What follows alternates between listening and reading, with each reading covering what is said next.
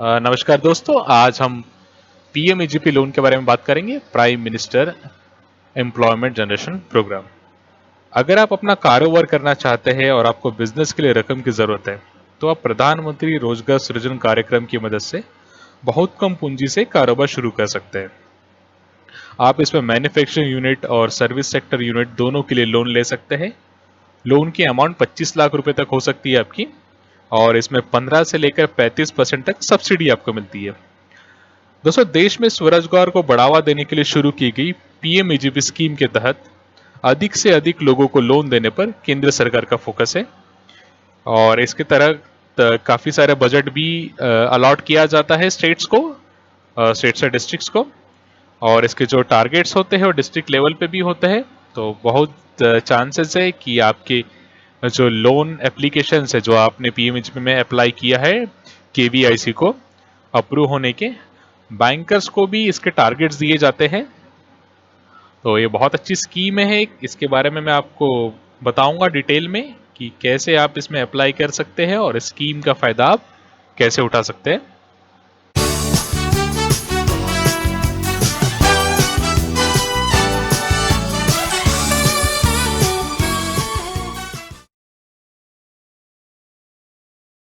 चलिए देखते हैं स्कीम का स्कोप क्या है, मतलब इसका दायरा क्या है। कि स्कीम उन सारे उद्योगों के लिए एप्लीकेबल है जो अर्बन एरिया और रूरल एरियाज में होते हैं, बशर्ते कि टेक्निकली और इकोनॉमिकली, मतलब तकनीकी रूप से और आर्थिक रूप से सक्षम होनी चाहिए। ऐसा नहीं कि आप कोई भी प्रोजेक्ट लेके चले जाए केवीआईपी के पास कि इसको केवीआईसी के पास कि मेरे प्रोजेक्ट को आप अप्रूव कर दीजिए और बैंक में लोन लेने के लिए, मतलब बैंक को एप्लीकेशन भेज दीजिए। तो ऐसा नहीं होता। आपको अपना प्रोजेक्ट रिपोर्ट बनानी होती है जो तकनीकी रूप से और आर्थिक रूप से सक्षम होनी चाहिए। स्कीम में अगर आप लोन लेते हैं तो 25 लाख रुपए तक का लोन ले सकते हैं। अगर आप कोई मैन्युफैक्चरिंग यूनिट स्थापित करना चाहते हैं तो आपको 25 लाख रुपए तक का लोन मिल सकता है, जो अधिकतम सीमा है इसकी। और सर्विस सेक्टर में कोई बिजनेस स्थापित करना चाहते हैं तो इसकी अधिकतम सीमा 10 लाख रुपए है। स्कीम के तहत परिवार का कोई भी एक सदस्य ही बेनिफिट ले सकता है। अगर आपके परिवार में 4 सदस्य है और चारों की उम्र 18 साल के ऊपर है और आप सोचते हैं कि मैं चारों के नाम से लोन लेके गवर्नमेंट से मिली हुई सब्सिडी का लाभ ले लूंगा, तो आप ऐसा नहीं कर सकते। परिवार का एक ही सदस्य इसमें भाग लेने के लिए, मतलब बेनिफिट लेने के लिए स्कीम का एलिजिबल है। और अगर आपका कोई पुराना बिजनेस है और आप उस बिजनेस को आगे बढ़ाना चाहते हैं और एक्सटेंड करना चाहते हैं बिजनेस का, तो इसके लिए आपको ये लोन नहीं दिया जाएगा। आपको पीएमईजीपी लोन तभी दिया जाएगा जब आप कोई नया बिजनेस सेटअप करते हैं। देखिए, सरकार का उद्देश्य है कि ज़्यादा से ज़्यादा रोजगार उत्पन्न हो और ज़्यादा से ज़्यादा नई यूनिट स्थापित हो देश में, जिससे लोगों को रोजगार मिले और देश तरक्की की राह पर आ जाए। तो इसके लिए ये डिसाइड किया गया है कि जो नए उद्योग है, मतलब देखिए, हम सब में टैलेंट होता है, हम सब लोग बिजनेस करना चाहते हैं, पर कहीं ना कहीं पैसों की कमी के कारण हम अपना हाथ पीछे खींच लेते हैं। हमें समय पे फाइनेंस उपलब्ध नहीं हो पाता तो हम बिजनेस नहीं कर पाते। और कई ऐसे लोग हैं जो काफ़ी टैलेंटेड है और सिर्फ कोई लोन नहीं मिलता या पैसे नहीं है हाथ में, इसलिए बिजनेस नहीं कर पाते।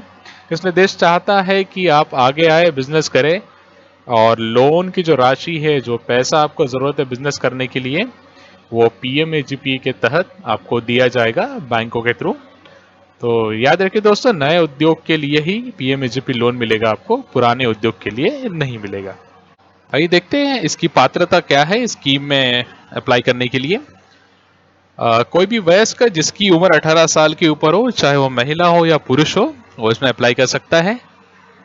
और अगर आपको मैन्युफैक्चरिंग यूनिट स्थापित करनी है 10 लाख के ऊपर, या फिर कोई सर्विस सेक्टर में बिजनेस स्थापित करना है 5 लाख के ऊपर, तो कम से कम आपको 8वीं पास होना चाहिए। इस स्कीम में अप्लाई करने के लिए कम से कम आपको 8वीं पास होना चाहिए। और इंडिविजुअल के साथ साथ कोई एसएचजी ग्रुप्स होते हैं, सेल्फ हेल्प ग्रुप्स होते हैं गाँव में, जो महिला है जनरली शुरू करती है एसएचजी ग्रुप्स, वो भी इसमें अप्लाई कर सकते हैं, बशर्ते कि वो बीपीएल कैटेगरी में आती हो, बिलो पॉवर्टी लाइन में आती हो, और इसके पहले उन्होंने गवर्नमेंट से किसी भी तरीके का कोई बेनिफिट नहीं लिया है लोन के माध्यम से। सोसाइटी भी इसमें लोन ले सकती है। सोसाइटी रजिस्ट्रेशन एक्ट 1860 के अंदर जो सोसाइटी रजिस्टर्ड है वो भी इसमें लोन लेने के लिए भागीदारी मतलब पात्र है। और कोऑपरेटिव सोसाइटी है वो भी इसमें एलिजिबल है, या कोई चैरिटेबल ट्रस्ट है वो भी इसमें एलिजिबल है। अब हम बात करते हैं कि कितनी सब्सिडी मिलेगी और बैंक कितना फाइनेंस करेगा। देखिए इसमें दो कैटेगरी को डिवाइड किया गया है। अगर एरिया के हिसाब से बात करें तो अर्बन एरिया और रूरल एरिया, और कैटेगरी हिसाब से बात करें तो जनरल कैटेगरी और फिर स्पेशल कैटेगरी जिसमें SC ST फिजिकली हैंडीकैप्ड इस तरीके के लोग आते हैं। अगर हमें कोई अर्बन एरिया में यूनिट सेटअप करनी है, चाहे वो मैन्युफैक्चरिंग रहे या सर्विस सेक्टर में रहे, और हम जनरल कैटेगरी से बिलोंग करते हैं, तो बैंक हमें 90% तक फाइनेंस करेगा। मतलब 10% हमारा कंट्रीब्यूशन रहेगा। मतलब अगर हमको 10 लाख की यूनिट स्थापित करनी है तो 9 लाख रुपए बैंक की तरफ से लोन मिलेगा और 1 लाख रुपए हमारा कंट्रीब्यूशन रहेगा उसमें। और अगर ये यूनिट हम अर्बन एरिया में सेटअप करते हैं तो हमें 15% सब्सिडी मिलेगी, और अगर हम इसी को रूरल एरिया में सेटअप करते हैं तो हमको 25% सब्सिडी मिलेगी। ध्यान दीजिए दोस्तों, ये सब्सिडी कैपिटल सब्सिडी है, इंटरेस्ट सब्सिडी नहीं है। जैसे आपने 10 लाख का लोन लिया तो 10 का 15% मतलब 1.5 लाख रुपए, 1.5 लाख रुपए की आपकी सब्सिडी आ जाएगी। और रूरल एरिया में आपको उसी पे 2.5 लाख रुपए की सब्सिडी मिलेगी। इसमें आपको ये ध्यान रखना है कि जो मार्जिन है आपकी बहुत कम जा रही है। जनरली होता है ना कि हमारे पास मार्जिन नहीं, उतनी भी मार्जिन अवेलेबल नहीं होती है कि हम लोग बैंक में कुछ ऐसे पैसा जमा कर सके, अपने एंड से अपना कंट्रीब्यूशन दे सके। तो इसमें सबसे जो प्रमोटर कंट्रीब्यूशन होता है काफी कम है इसमें, उससे ज्यादा तो सब्सिडी आपको मिल रही है ना। प्रमोटर कंट्रीब्यूशन 10% ही है जनरल कैटेगरी में, और सब्सिडी 15 से लेके 25% तक, डिपेंड करता है कौन से एरिया में आप यूनिट स्थापित करते हैं। इसमें दोनों टाइप के लोन आपको मिलेंगे, वर्किंग कैपिटल मिलेगा और टर्म लोन मिलेगा। जनरली पीएमईजीपी में टर्म लोन का पोर्शन ज्यादा होता है, बिकॉज यूनिट सेटअप करने के लिए आपको मशीनरी वगैरह खरीदनी होती है, शेड्स बनाना होता है, तो टर्म लोन में जाता है। और फिर आपको सीसी मिलेगी वर्किंग कैपिटल के तहत, जो as compare to term loan थोड़ी कम होती है। अब अगर हम स्पेशल कैटेगरी की बात करें तो उनको बैंक फाइनेंस 95% तक हो जाएगा। सिर्फ 5% आपको अपना कंट्रीब्यूशन देना है, 5% की मार्जिन आपको देनी है, और सब्सिडी आपको 25 से लेकर 35% तक मिलेगी। अर्बन एरिया में आपको सब्सिडी मिलेगी 25% और रूरल एरिया में आपको सब्सिडी मिलेगी 35%। तो जितना आप अपना कंट्रीब्यूशन नहीं देंगे उससे ज़्यादा तो आपको सब्सिडी इसमें मिल जाएगी। डिपेंड करता है कि आप जो यूनिट स्थापित करने वाले हैं वो अर्बन एरिया में है या रूरल एरिया में है। सब्सिडी के अमाउंट इस दो कैटेगरी पे डिपेंड करता है। और जो बैंक फाइनेंस है वो आपकी कैटेगरी पे डिपेंड करेगा, आप जनरल कैटेगरी से हैं या फिर स्पेशल कैटेगरी से। हम बात करते हैं सिक्योरिटी की। एक मेन एक पॉइंट यही है ना कि लोन तो हम ले लेंगे पर बैंक में जाते हैं, बैंक सिक्योरिटी मांगता है। तो दोस्तों इसमें सिक्योरिटी गवर्नमेंट हमारी लेगा, हमें कोई सिक्योरिटी देने की जरूरत नहीं है।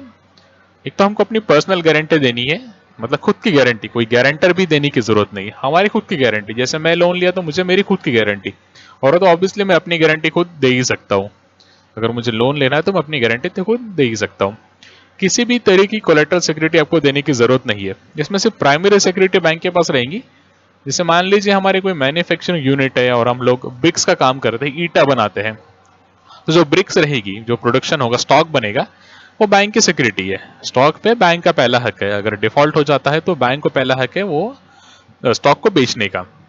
कोलेटरल सिक्योरिटी आपको नहीं देनी, कोई प्रॉपर्टी, कोई घर आपको गिरवी नहीं रखना है। जैसा मैंने आपको बताया इसमें गवर्नमेंट आपकी गारंटी लेगी। तो गवर्नमेंट गारंटी कैसे लेगी आपको? CGMSE एक फंड है, एक ट्रस्ट है, उसके तहत आपको गारंटी दी जाएगी। इसमें आपको एक फीस पे करनी होती है, इसको प्रीमियम बोलते हैं। ये प्रीमियम ईयरली होता है, 1 से 2% के बीच में होता है ये जनरली। ये आपके लोन अमाउंट पे डिपेंड करता है। मान लीजिए आपने 10 लाख का लोन लिया और CGMSE फीस 1% मतलब 10,000 रुपए प्लस GST, इतना पैसा आपके अकाउंट से कट जाएगा और आपका जो लोन है वो क्रेडिट गारंटी फंड स्कीम के तहत कवर हो जाएगा। तो सिक्योरिटी की जगह गवर्नमेंट आपको सिक्योरिटी दे रही है, बट उसका आपसे पैसा चार्ज कर रही है। ये सालाना प्रीमियम होता है, हर साल आपसे लिया जाएगा, प्रीमियम कम कम होते जाता है। तो दोस्तों ये थी स्कीम के बारे में संक्षिप्त रूप से जानकारी। अभी बात करते इसे अप्लाई कैसे करें। तो मैं आपको सीधा KVIC की साइट पे लेके जाता हूँ और वहाँ पे आपको दिखाता हूँ कि इस लोन को हम अप्लाई कैसे करते हैं, ऑनलाइन एप्लीकेशन फॉर्म कैसे फिल करते हैं और अगर कोई डाउट होता है आपको तो आप किससे कांटेक्ट कर सकते हैं स्कीम के संबंध में। फ्रेंड्स, इसका एप्लीकेशन फॉर्म कैसे फिलअप किया जाता है इसे मैं आप अगले वीडियो में बताऊंगा। ये वीडियो काफ़ी लंबा हो जाएगा, तो इसका डिस्क्रिप्शन मैंने इसका जो लिंक है वो डिस्क्रिप्शन में दे दी है।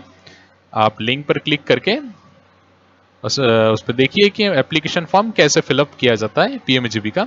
अगर आपको ये वीडियो अच्छी लगी है तो प्लीज़ इसे लाइक कीजिए और मेरे चैनल को सब्सक्राइब करना ना भूलें। बहुत बहुत धन्यवाद।